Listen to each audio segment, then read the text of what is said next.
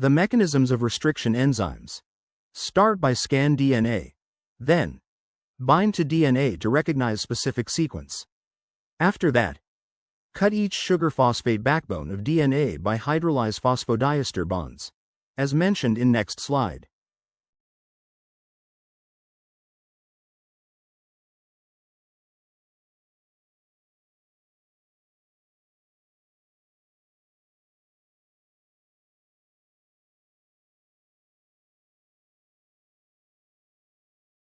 Continuously.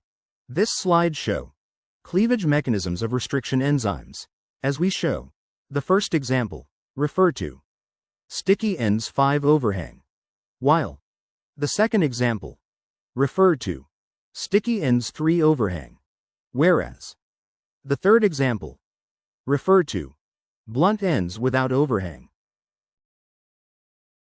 So, sticky ends restriction enzymes, called also cohesive ends, because they are useful for DNA manipulation, and can be converted to blunt ends with nuclease or polymerase, while blunt ends restriction enzymes, useful for certain types of DNA cloning experiments, and can be converted to sticky ends by ligating to synthetic adapters.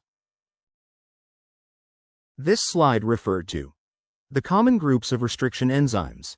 As we show, the first group, refer to sticky 5 ends overhang, while the second group, refer to sticky 3 ends overhang, whereas the third group, refer to blunt ends without overhang.